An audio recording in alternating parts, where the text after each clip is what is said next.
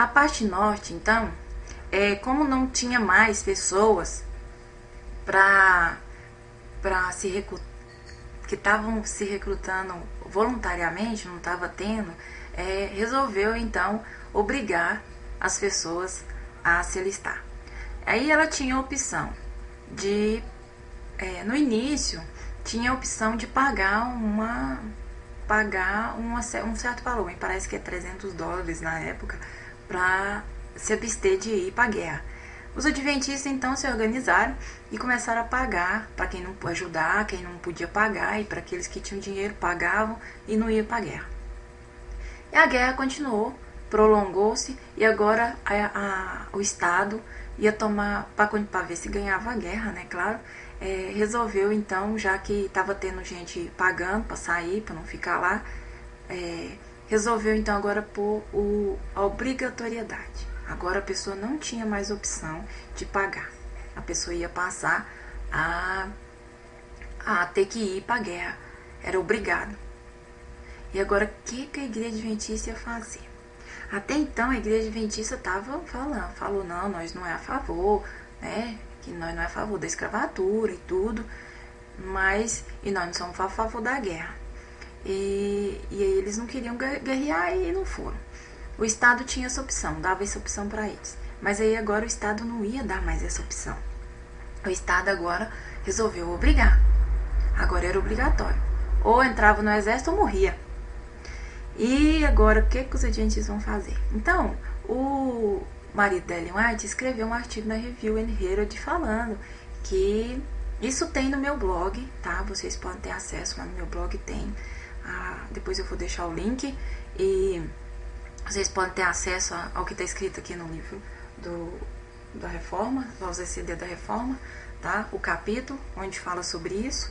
E então Tiago White então escreveu na Review and Herald e falou que recusar a se portar arma era suicídio, quem se recusasse ia ser considerado como suicídio, que não ia pro céu, né? Suicídio não vai pro céu, com certeza ele acreditava, tem muita gente que acredita, e no sentido, ele falou nesse sentido, que ia perder o céu, era um extremismo, um fanatismo que ia fazer a pessoa perder o céu, que a pessoa tinha que ir então, e participar da guerra, pegar em arma e guerrear no sábado, fazer o que o Estado tá mandando, né? Eles tinham que obedecer.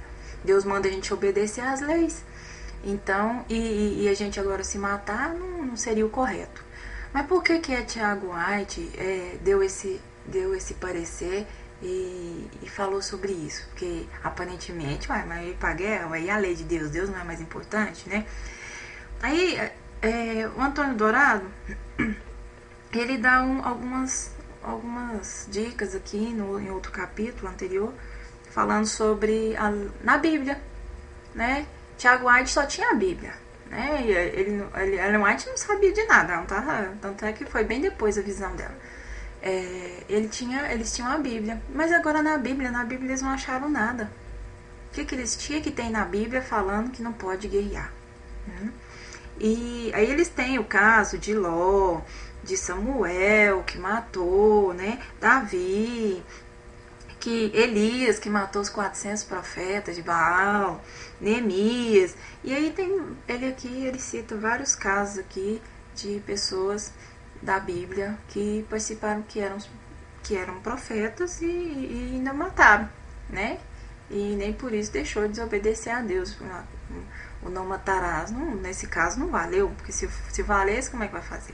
E se valesse o não matarás nesses casos, onde a pessoa está em rebelião contra Deus, e era o caso do povo do sul, né? O povo do sul estava em rebelião, onde se viu escravizar as pessoas, são seres humanos igual eles, né? Deus não fez isso não é obra de Deus.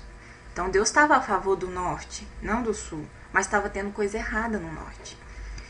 Ellen White explica muito bem no Testemunho volume 1, vocês podem ler não só o texto, o testemunho chamado A Rebelião, mas tem a Guerra ao Norte e Sul, tem outros testemunhos que ela fala muito sobre essa guerra e o que estava acontecendo com ela. E então você vai ver que não tem, no Velho Testamento não tem. No Novo Testamento você vai ver que João Batista teve encontro com gente que trabalhava no exército de Roma. E eles perguntaram para João Batista, e agora, o que nós vamos fazer, né? O que a gente deve fazer? A gente aceitou, batizou e tudo, como que deve ser a nossa vida? E ele dá, então, as diretrizes do que eles têm que fazer, mas não falava para eles, vocês têm que sair do exército. João Batista não disse, vocês têm que sair do exército. Também você não vai encontrar Jesus mandando ninguém sair do exército. Nem do exército de Israel e muito menos do exército de Roma. Tá? Ele encontrou pessoas que trabalhavam, né, para Roma, soldados que trabalhavam então para Roma, e ele não fala sobre a pessoa deixar o exército para poder seguir ele.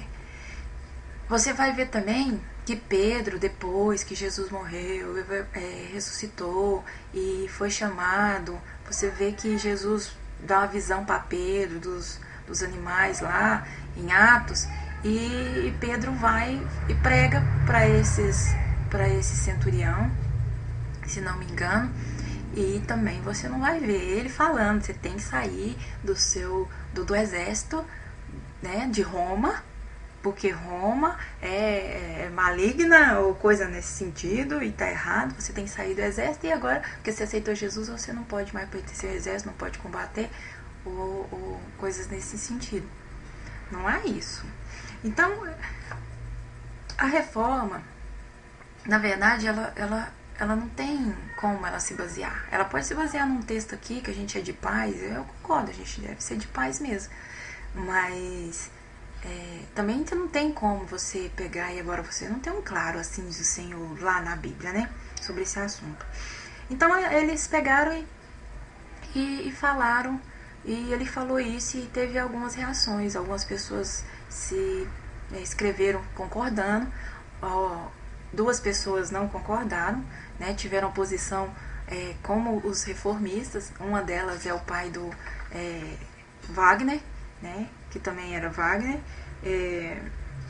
deixa eu olhar aqui se eu acho aqui, mas lá no J.H. Wagner, o pai do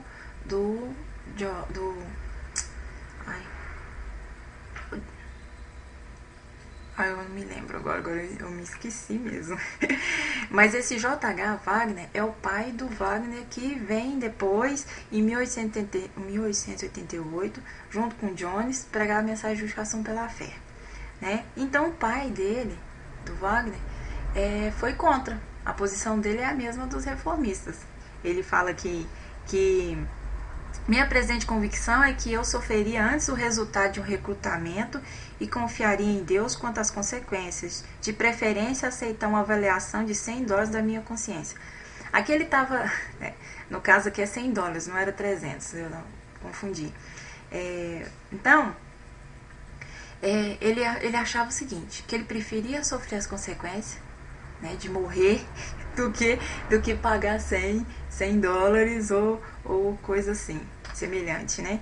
E teve um outro também que teve uma posição semelhante à dele. E teve teve Logofboro, teve vários outros que opinaram, e que vocês podem ver lá no blog, tem a opinião de cada um, e teve bastante discussão sobre o tema. E aí agora, o que ia decidir? Passou um tempo, Ellen White escreveu, né? Antes dela ter visão, ela escreveu, também lá no blog, se não tiver eu vou colocar, ela escreveu que achava que o marido foi coerente, né? Que ela não podia argumentar em cima. Ela só ficou em dúvida quanto a portar armas, se era ou não correto, mas ela não tinha certeza, ela não podia afirmar. Tem essa carta dela antes e depois teve a visão. Então, depois então do testemunho que ela recebeu, que não era para entrar nessa guerra, Ellen White falou bem claro, não era para entrar nesta guerra, né, na guerra de secessão. Lá não tinha como guardar o sábado e a questão do porta-armas, que eu acho que ela diz bem claramente que o povo de Deus não deve portar armas. Agora a igreja vai tomar uma posição agora. vai ou não vai, né? Então, depois desse testemunho, a igreja então decide ser não combatente, tá? A igreja decidiu, nós não somos não combatente. Se por um acaso for convocado, você vai falar lá, você vai chegar, vai falar, né? Orar muito, né? Porque não é uma coisa fácil, você tá correndo risco de morrer. E então dizer sua posição. Acontece que a reforma, baseada em uma única, né, um único caso que houve na igreja, se não me engano, de Battle Creek, onde teve uma exclusão, porque uma pessoa, um homem, foi lá e ele se inscreveu. Olha, o Estado não convocou, né? O Estado não chamou ele. Foi e ele foi por livre e espontânea vontade. Achou que estava correto e foi. A igreja então se reuniu e o cortou da igreja por isso. E saiu na revista Review and Herald. Mas a parte que a reforma não conta é que Ellen White foi contra isso, né? Ellen White foi contra. Quando ela ficou sabendo, ela mandou carta, ela foi na igreja e pediu para que colocasse esse membro de volta, porque ele era sincero e a igreja não podia fazer isso, excluir uma pessoa porque ela achou que ela deveria participar da guerra, era a opinião dele, por mais que é contrário da opinião do restante, eles não podiam então excluir. E ele foi restituído à igreja. Essa parte a reforma não conta, né? Ela só fica com aquela parte. Então a igreja, ela a partir desse momento, ela falou: nós somos não combatentes e os membros estão livres para decidir o que é não ser não combatente. É o que fala também o Daniels no Fridensal. Vocês podem ler lá, eu recomendo ler Fridensal, o protocolo de Fridensal, porque ele esclarece bastante a história da reforma. Ele é um documento muito importante e muito bom para esclarecer. A reforma fala, distribui ele, mas a gente às vezes confia, que nem eu confiava na igreja da reforma, que eles estavam falando a verdade. Eu nunca li o Fridensal. A partir do momento que eu desconfiei deles, eu resolvi ler Fridensal, eu vi que eles estavam errados. Fridensal, ali você vê claramente o tanto que eles são equivocados, enganados e confusos, porque muita coisa que eles argumentaram ali, que eles foram contra a objeção a favor. Aí, então, o que acontece? A reforma, ela distorce os fatos, né? Ela distorce a verdade. A verdade é que a igreja adventista era não combatente e ela deixou, então, por causa do que ocorreu com Ellen White, que com esse membro, com Ellen White, de que não ia ser consciência, né? Se um membro fosse para a guerra, resolvesse guerrear, pegar na arma e tudo mais, e segundo a consciência dele, e quisesse voltar para a igreja ia aceitar ele como membro, como fizeram com esse caso, né? E aí vem a guerra na Alemanha. Lá na Alemanha não foi igual nos Estados Unidos. Lá na Alemanha nós temos outros casos, né? Lá na Alemanha, lá não tinha essa opção não combatente. Lá ele não tinha, ele entrava no exército e ele tinha que pegar arma. Se ele não pegasse, ele ia para prisão. Ele ia ter consequências.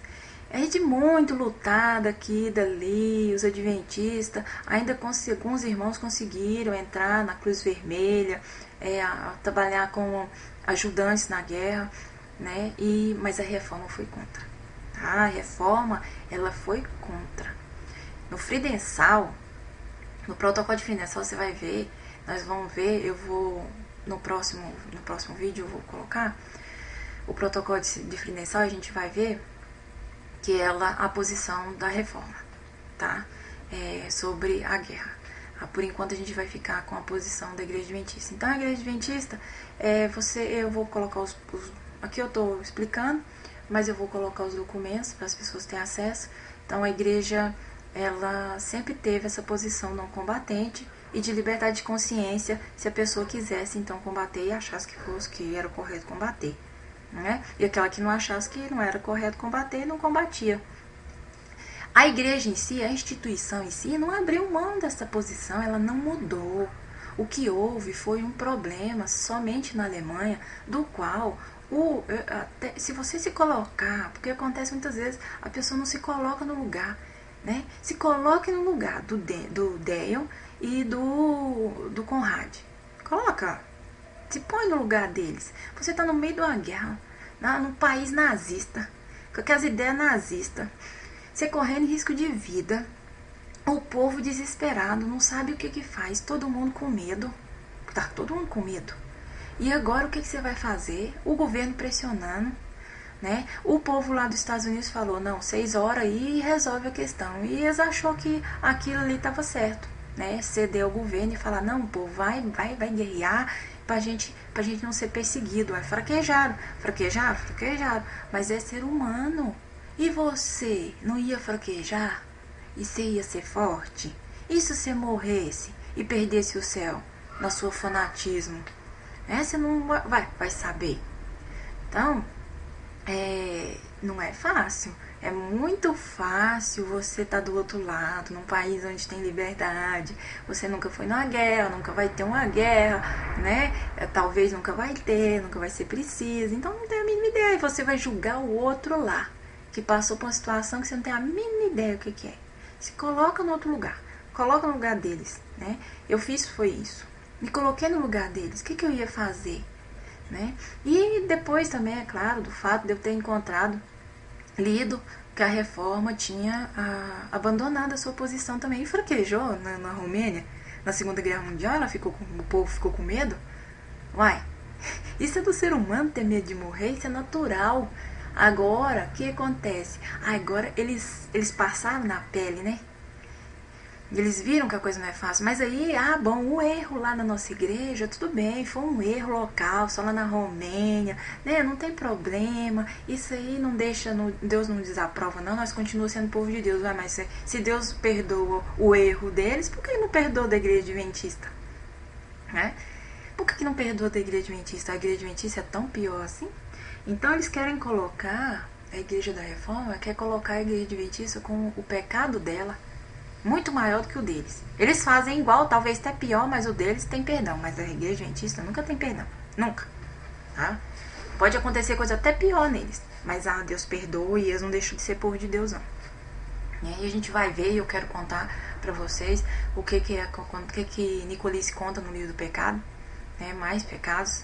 Né? E as pessoas devem saber que tem muita gente inocente na reforma e tem muita gente inocente na igreja adventista que não está sabendo quem é esse povo e como eles mentem, enganam, distorcem, confundem a cabeça das pessoas. Você não pode deixar eles te confundirem, eles confundem, eles vão trabalhar em cima da confusão. Você tem que ter bem claro na sua mente qual foi a posição adotada pela igreja adventista antes de 1914. A igreja adventista era não combatente? Sim, ela era não combatente. Ela dava liberdade de consciência? Sim, a igreja adventista dava liberdade de consciência. O que a igreja adventista errou na Alemanha? A igreja adventista errou foi incentivar os membros, aqueles líderes erraram em incentivar os membros a ir para a guerra. Falar, não, vamos para a guerra, né? Isso aí eles erraram. Mas, poxa vida, no Friedenthal, o Daniels, Conrad, tudo reconhece que errou. Pede perdão. Mas você é reformista? Não, nós não aceita, não. Aí, quem é eles para não perdoar? Não pode perdoar? Aí eles falam que a igreja adventista mudou sua posição agora e coisas assim, nesse sentido. Mas nós vamos ver que o Conrad, eles tiveram contato com a igreja da América, os americanos sabiam e Ellen White também sabia. No próximo vídeo eu vou falar, tá? Que sobre isso aí. Ellen White sabia, o povo lá sabia sobre a guerra e os reformistas estavam bem equivocados e eles ficam bem bem confusos quanto às essas declarações de Ellen White e põem até dúvida no que ela fala, tá? Então a gente vai ver sobre Ellen White, o que ela diz, no próximo vídeo. E espero que vocês me acompanhem aí, continuando na continuação dos vídeos sobre a guerra, a divisão e a separação do movimento de reforma.